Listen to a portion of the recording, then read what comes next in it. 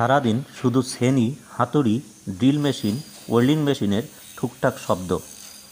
যতই সামনে যাওয়া যায় শব্দ যেন বেড়েই চলেছে। এলাকাটির নাম যশোর মুরলী, খুলনা রোড। আপনি জানেন কি, বছরে 5 থেকে 6 হাজারের মতো গাড়ির বডি নির্মাণ হয় যশোর জেলায়।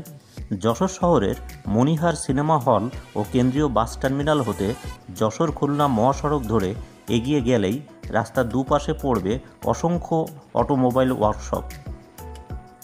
এসব ওয়ার্কশপে নির্মাণ হয় বাস, ট্রাক, পিকআপ সহ বিভিন্ন যানবাহনের বডি।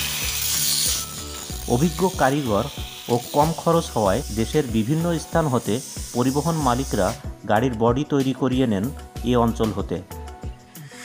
ঈগল পরিবহন, আকিজ গ্রুপ, নিটল টাটা গ্রুপের মতো প্রতিষ্ঠানগুলোর বাস, ট্রাক, কাভার ভ্যানের বডিও তৈরি হয় এ অঞ্চলে।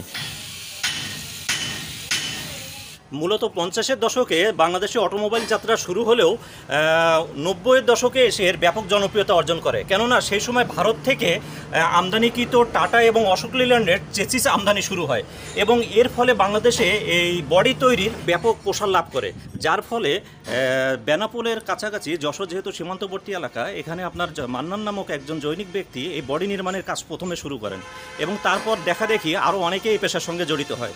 এর ফলে যশোরের চাষড়া, মুরলী, পুলেরহাট, ঝিকরগাছা সহ বেশ কিছু স্থানে এই ছোট বড় প্রায় 3000 শিল্প গড়ে ওঠে।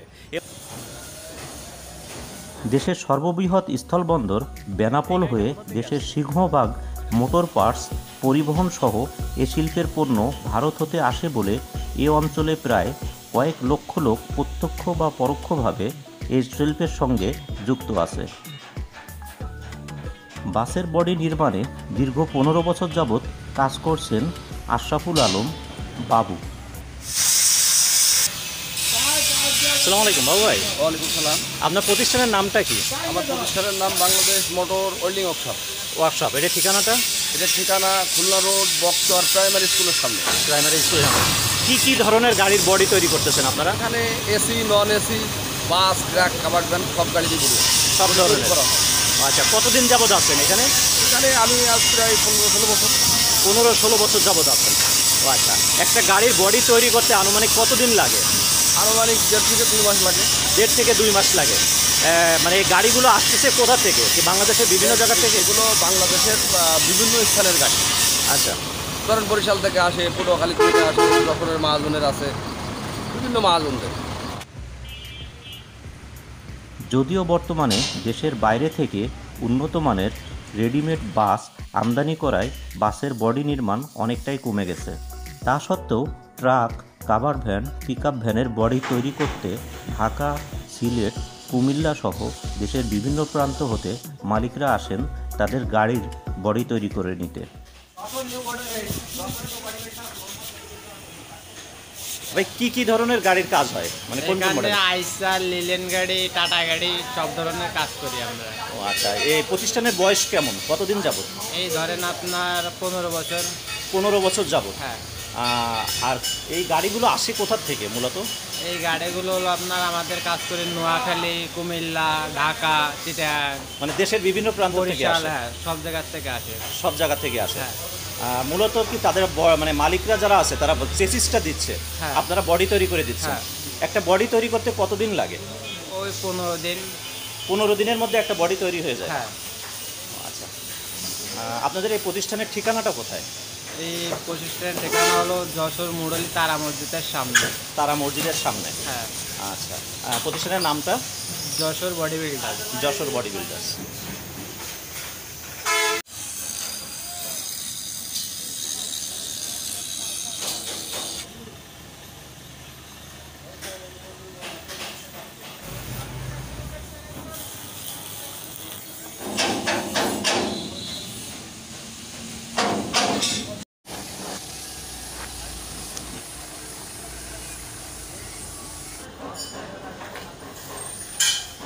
রং মারি নিচ্ছি। আচ্ছা, এটার পরে পুডিং হবে? হ্যাঁ, তারপরে পুডিং হবে। তারপরে যে রং? হ্যাঁ, তারপরে হবে রং। ওই যে আপনার পুডিং এনে ধুইছে, আমি ওইগুলো মারে। এছাড়াও দুর্ঘটনার শিকার বা নষ্ট হয়ে যাওয়া গাড়ির মেরামত সহ রিমডেলিং করা হয়ে থাকে এখানে।